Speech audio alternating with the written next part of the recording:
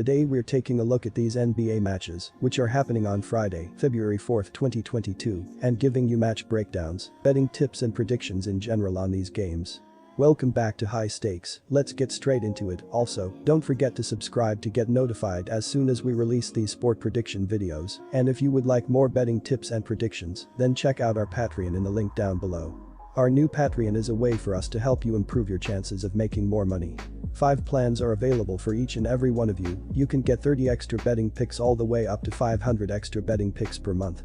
Stop wasting hours of your time searching for bad betting picks that ends up costing you a lot of money. Join the High Stakes Patreon now and get the best betting picks. Cleveland Cavaliers vs Charlotte Hornets. This season, Cleveland is led by Darius Garland, who's averaging 19.8 ppg, while Jarrett Allen is chipping in with 16 points. Mobley, a strong candidate for Rookie of the Year, is averaging 15.2 ppg and 8.2 rebounds. Cleveland relies on Garland to set the tempo and Allen and Mobley to control the interior on both ends. They will have difficulty against the fast-paced Hornets, with both Lauri Markkanen, one of the team's best perimeter shooters, and Garland both out due to injury. Fresh off of an ugly loss versus the Rockets, it's hard not to like Cleveland's chances of bouncing back in this spot.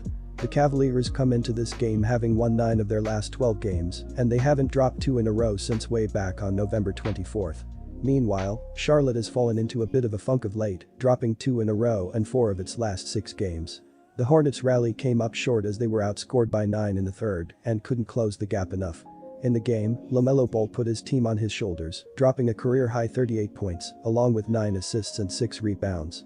Former Celtic Terry Rozier also had 23 points, while Kelly Oubre Jr. added 15 points off the bench.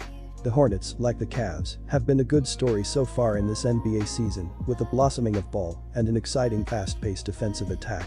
Our first betting pick will be Cleveland Cavaliers. Ball's 38 points on Wednesday versus the Celtics represented the best mark of his 2-year career. While it was a great effort, it was another reminder to some that Charlotte has to make some moves before being considered a legitimate postseason team. At 20 years old, Ball is averaging 19.9 points, 7.7 assists, and 7.2 rebounds per game, but was recently snubbed the All-Star game despite his eye-popping numbers. According to dunksandthrees.com, the Hornets come into this matchup ranked 4th in the NBA, with an adjusted 112.9 offensive rating and 16th with an adjusted plus 0.2 net rating. That's because they've posted an adjusted 112.7 defensive rating, which ranks 26th in the NBA.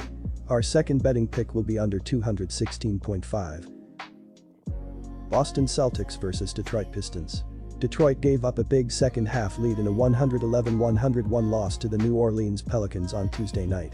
The Pistons, who overcame a 15-0 deficit to beat Cleveland on Sunday, led 76-61 with 7:38 left in the third quarter. But with Cade Cunningham sidelined by a hip-pointer, they were outscored 50-25 the rest of the game. I think the Pistons should be at least a 9.5-point underdog in this spot. Detroit has the second worst record in the NBA, likely will not have Cade Cunningham, and you also have to wonder if they may decide to rest Jeremy Grant with this being a back-to-back. Detroit ranks towards the bottom of the NBA on both sides of the ball and will be facing a Celtics team that has covered the spread in 70%, 7-3, of their games as a road favorite, the second best clip in the NBA.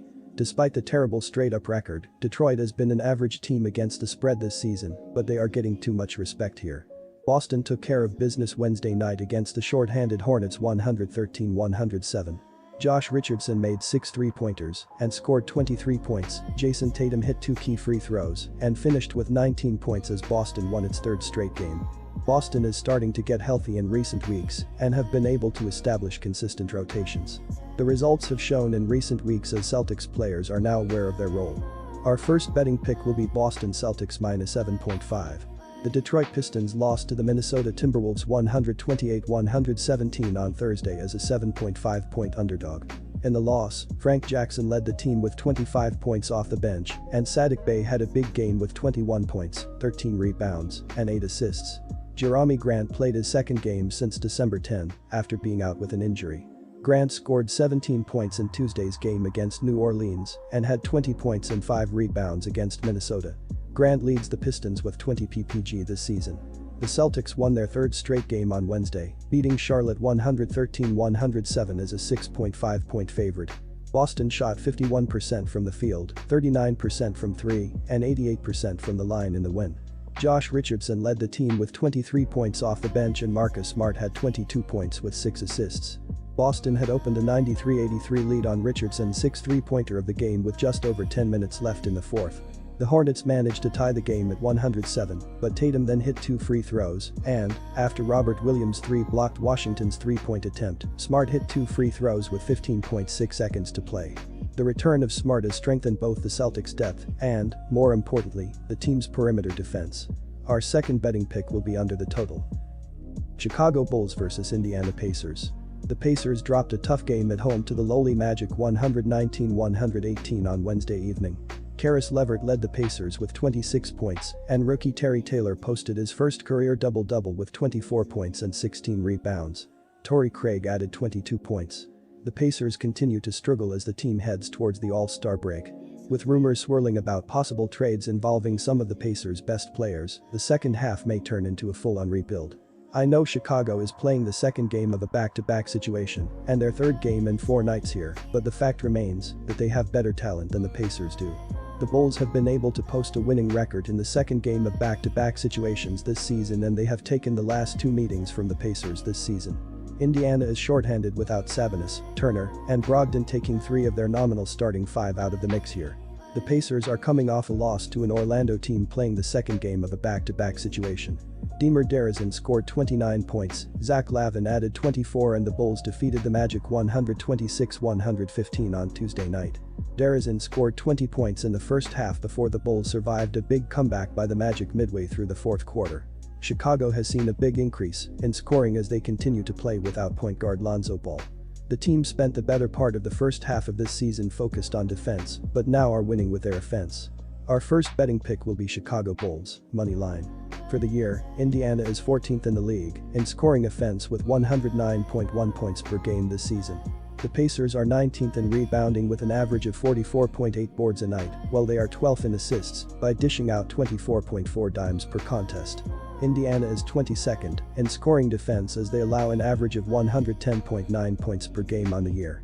Domantas Sabonis is leading the team with 19.1 points plus 12.1 rebounds and 5 assists per game.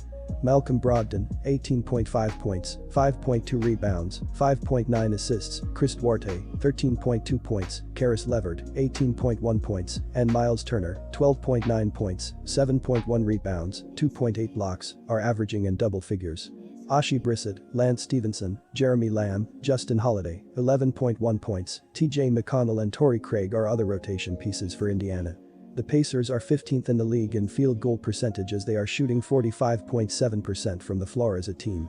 Indiana is 19th in the league in threes per game as they splash 11.8 triples per contest, and the team is 25th by shooting 33.2% from beyond the arc on the year. TJ Warren continues to recover from foot surgery that cost him all but 4 games a season ago and is expected to be out until at least early to mid-February. McConnell had surgery for a torn ligament in his hand on December 7 and could miss the rest of the season. Brogdon, Achilles, Turner, foot, and Biddits, foot, are all out here.